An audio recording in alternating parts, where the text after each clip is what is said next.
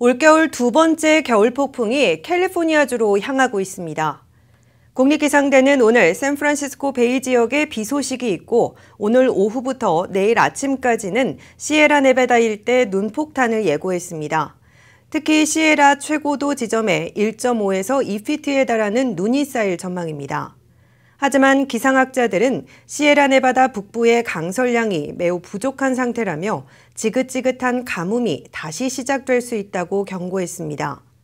그레이파인 인근에도 눈이 내릴 확률이 있습니다. 이번 겨울 폭풍이 북가주에 집중되면서 남가주에 끼치는 영향은 적은 편입니다. 수십여 명의 목숨을 앗아간 산사태가 강타한 지 얼마 되지 않은 몬테시토 지역에는 0.1인치 정도의 비가 내릴 것으로 예보됐습니다. 다만 전문가들은 걱정할 만한 수준은 아니라고 강조했습니다. LA와 오렌지 카운티, 인랜드 엠파이어에도 부슬비가 내릴 수 있습니다.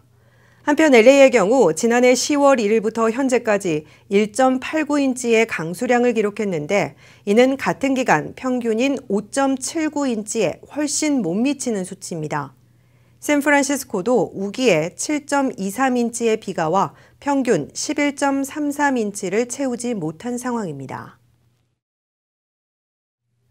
지난해가 역사상 두 번째로 더웠던 해이고 만약 엘니뇨가 있었다면 역대 가장 더웠을 것이라고 연방우주항공국 나사가 밝혔습니다.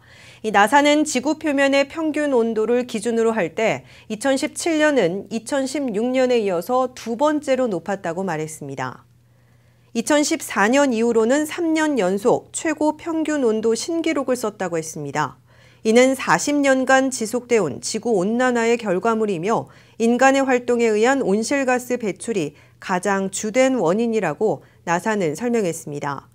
나사 고다드 우주연구소의 개빈 슈미트 국장은 연간 기준으로 때때로 오르내리고 있지만 장기적으로 지구가 뜨거워지는 추세에 있음을 확인할 수 있었다고 말했습니다. 나사는 특히 지난해 엘니뇨 현상이 없었음에도 불구하고 사상 두 번째로 더웠던 점을 고려할 때 엘니뇨가 있었다면 가장 더운 해로 기록됐을 것이라고 말했습니다.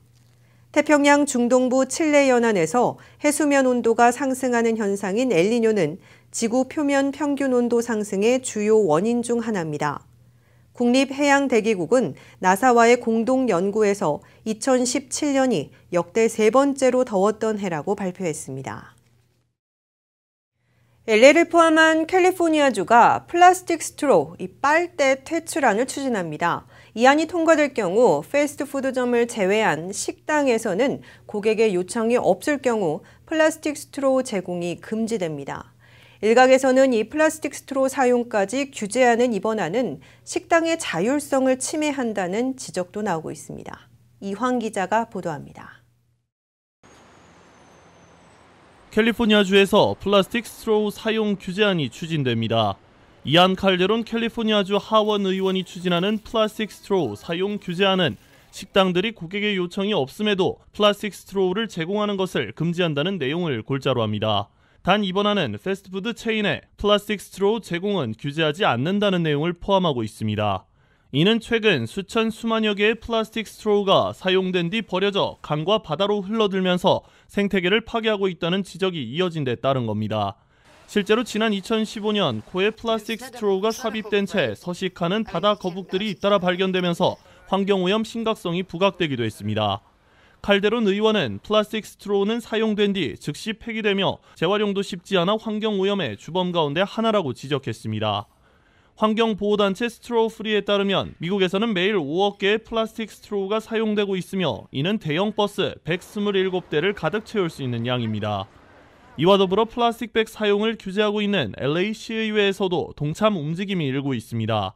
미치 오페라를 비롯한 일부 LA 시의원들은 플라스틱 스트로우를 고객 요청 시에만 제공하는 안의 시행 여부를 묻는 조사에 착수한다는 방침입니다. 하지만 LA를 비롯한 캘리포니아주의 이러한 움직임은 식당들의 자율성을 침해한다는 반발을 불러일으키고 있습니다. 캘리포니아 주지사 후보인 트래비스 앨런 캘리포니아주 하원 의원은 민주당 출신의 칼데론 의원을 겨냥해 민주당은 삶의 모든 부분을 통제하려 한다고 강하게 비난했습니다. 이어 주지사가 되면 식당들의 자율성마저 침해하는 이러한 법안에 대해 거부권을 행사할 것이라고 반발했습니다. 캘리포니아주 식당협회 샤로키나 샴스 부회장은 플라스틱 스트로우 규제안 시행이 확정되면 입장을 밝히겠지만 주정부의 법안은 환경을 보호하는 동시에 사업체에도 효율적일 수 있도록 공평해야 한다고 지적했습니다. RKTV 뉴스 이황입니다. 전국의 주민 10명 가운데 6명은 예기치 않은 지출이 발생했을 때 사용할 수 있는 비상금 $1,000조차 저축해두기 어려운 것으로 나타났습니다. 재정정보업체 뱅크레이트 보고서에 따르면 전국 주민 가운데 39%만이 응급 상황 시 $1,000를 지출할 수 있다고 답했습니다. 뱅크레이트 그레이그 맥브라이드 재무분석가는 최저임금 인상과 실업률 감소로 경제 전망은 밝은 반면 주민들의 가계 경제는 저축을 할 수 있는 상황이 아니라고 지적했습니다. 이처럼 비상금조차 마련할 수 없는 주민들은 응급 상황 시 크레딧 카드에 의존해야 하기 때문에 빚이 늘어날 수밖에 없는 것으로 나타났습니다. 실제로 주민 5명 가운데 1명은 응급 상황에 따른 지출로 부족한 가계 예산은 크레딧 카드를 사용할 것이라고 답했습니다. 도시들의 치열한 구애를 받고 있는 미국의 유통 공룡이죠. 아마존이 제2본사 후보지를 20개로 압축했습니다. 서부 지역에서는 캘리포니아주 LA시가 유일하게 포함됐습니다. 아마존은 제2본사 후보지로 LA를 비롯해 뉴욕, 시카고, 피츠버그, 오스틴, 애틀란타, 마이애미 등 20개 도시를 검토 중이라고 발표했습니다. 아마존은 새 본사에 20년 동안 $50억 투자해 일자리 5만 개를 만들겠다는 초대형 프로젝트를 공개하고 도시들로부터 유치 제안을 받겠다고 밝혔습니다. 그러자 지난해 10월까지 총 238개 도시가 유치전에 뛰어들며 아마존을 위해 인프라와 주거 환경 개선, 그리고 세제 혜택 등을 약속했었습니다. 현재 뉴잉글랜드와 노스캐롤라이나는 눈보라로 인해 주민들이 집 밖으로 나가지 못하고 있다고 합니다. 이 추운 날씨는 플로리다 동물들에게까지 이어져 해양 포유류 매터니들은 따뜻한 운하로 모여드는 장면이 포착되기도 했습니다. 이 밖에 간추린 소식 조민정 기자입니다. 뉴잉글랜드에는 거센 눈보라가 찾아왔습니다. 국립기상청은 화요일 밤부터 시작된 눈이 최대 6인치까지 내리면서 목요일까지 더 쌓일 것이라고 전했습니다. 매사추세츠와 뉴햄프셔, 버몬트와 메인의 일부 지역 또한 폭설과 얼어붙은 도로를 주의할 것을 당부했습니다. 반면 매서운 추위가 엄습한 노스캐롤라이나는 현재 폭풍우가 지나가면서 주민들에게 외출을 삼가라고 당부하고 있습니다. 또한 수요일 약 30cm의 눈이 내리면서 운전까지 불가능한 상황이 됐습니다. 노스캐롤라이나 주지사 로이 쿠퍼는 많은 눈이 주 저녁에 내리고 있으며 특별히 안전을 기하는 데 최선을 다할 것이라고 말했습니다.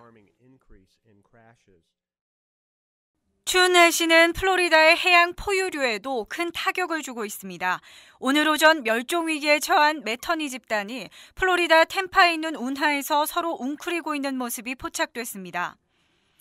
추운 날씨로 인해 플로리다 반도의 많은 지역이 영하의 온도로 떨어지면서 이색 장면이 연출된 것입니다. 매터니는 바다 속과에 속하며 두꺼운 지방층을 가지고 있지만 추위에 매우 민감한 동물입니다. 수온이 19도 이하로 내려가면 폐렴에 걸려 사망하는 경우도 있으며 아메리카 매터니는 현재 1000여 마리 정도만 남아있어 국제 보호동물로 지정돼 있습니다. 매년 1월 5일부터 2월 말까지 진행되는 하얼빈에서 대형 아이스 페스티벌이 열리고 있습니다. 올해도 멋진 조형물과 조명이 설치된 축제장은 많은 방문객들의 눈길을 사로잡았습니다. 조각상은 동물, 만화 캐릭터 및 세계적으로 유명한 장소들을 갖추고 정교한 얼음 조각상의 화려한 세계 위에 펼쳐졌습니다.